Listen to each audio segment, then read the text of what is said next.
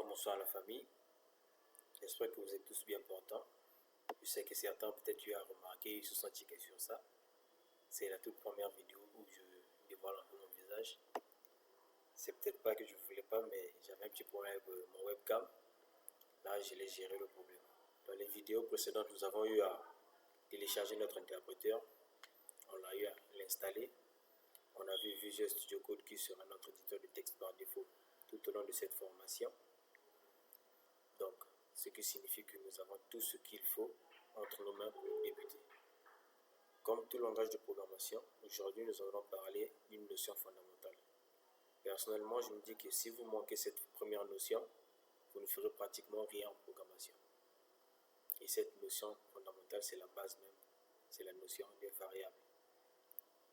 Pour ceux qui ne connaissent pas ce qu'une variable, déjà, en entendant parler du mot variable, on a déjà un certain sens de se dire qu'il y a une partie où on entend peut-être la partie, le mot varier.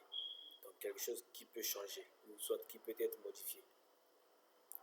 Si je peux essayer de m'expliquer encore un peu plus amplement, une variable, c'est juste un espace que l'on réserve dans la mémoire de notre ordinateur où on viendra y loger une information. Mais il est à savoir qu'une variable ne peut recevoir qu'une seule valeur à la fois. Prenons un exemple, on a une première variable, on a stocké comme valeur le mot papa. Et que quelques temps après, on se dit que bon, dans la variable où nous avons eu à loger notre mot papa, on veut y ajouter le mot maman. En insérant la deuxième valeur dans notre première variable, elle va non seulement faire disparaître la première valeur qui est donc le mot papa pour remplacer par maman. Donc c'est un peu ça la chose à comprendre en fait en termes de variable. Une variable peut recevoir qu'une seule valeur à la fois. Et lorsqu'on parle de variables aussi, il y a plusieurs types de variables. Il est à savoir que une variable prend son type ou soit tire son type de la nature de l'information qui est stockée. Les types natifs sont les integers ou soit le type numérique, les str ou soit chaîne de caractères, le type là où on parle des lettres, et les booléens. Après avoir vu les types natifs, plusieurs langages proposent plusieurs types de variables, mais les types natifs, en tout cas de tous les langages de programmation, sont les integers pour les types numériques, les str pour les chaînes de caractères et les booléens. En Python, on peut encore ajouter les floats. Float qui signifie nombre à virgule. Donc en Python, on peut retenir qu'on a les integers, les floats, les booléens et les chaînes de caractères, donc les str. Il est aussi à savoir qu'une variable doit être créée ou soit déclarée. Donc pour déclarer une variable, c'est d'abord donner un nom à cette variable et ensuite l'ajouter une valeur.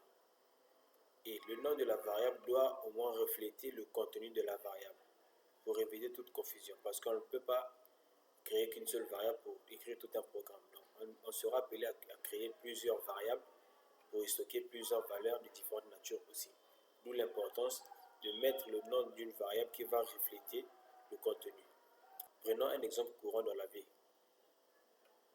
On peut se balader, on est là dans la rue, on se balade, on aperçoit quelque part où c'est écrit école primaire. Vous entrez là, c'est une boîte de nuit. Il n'y a pas de cohérence. D'où l'importance d'avoir un nom de variable qui reflète en fait le contenu. Pendant le cas si on veut stocker la valeur de pi qui est 3,14. D'où on doit tout simplement nommer notre variable pi et pour valeur 3,14. Là au moins lorsque quelqu'un qui sera peut-être amené à lire ton code, lorsqu'il verra pi, il se refera directement à la valeur de 3,14. Et lorsqu'il va essayer de regarder ce qui se trouve dans la variable, il va aussi trouver le 3,14. Donc il est très important. En résumé, pour la notion de variable, on dit que la variable c'est une zone qu'on réserve où on va insérer notre valeur.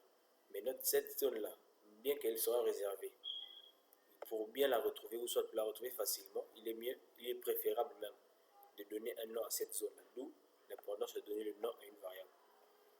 Et en termes de syntaxe, le nom d'une variable ne commence jamais par un chiffre.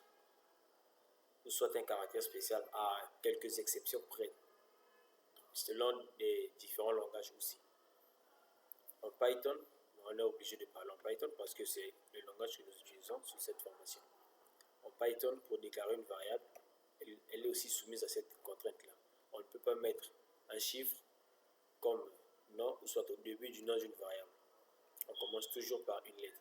Et le seul caractère spécial qui est autorisé, que je vous conseillerais même d'utiliser, c'est le underscore, le tiret de la touche 8, le tiret plutôt du bas. Une fois que vous donnez juste le nom, vous ajoutez le symbole égal, qui est le symbole ou le signe d'affectation. Et à droite, vous mettez la valeur que vous voulez mettre dans la variable. Et côté syntaxe aussi, j'ai parlé des types natifs. Là, on va essayer d'expliciter tous les types et leur type d'écriture, leur syntaxe en fait, comment on écrit ça.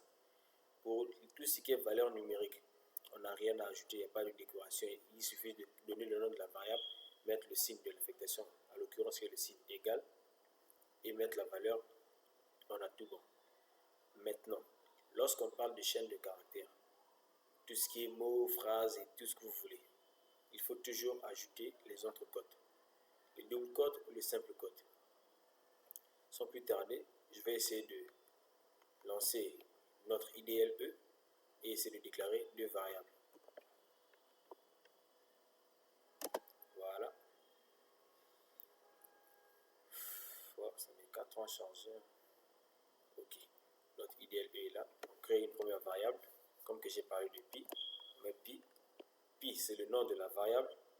Le symbole ou le signe d'affectation, c'est le signe égal. Et ensuite, on met la valeur 3.14. On appuie sur Entrée.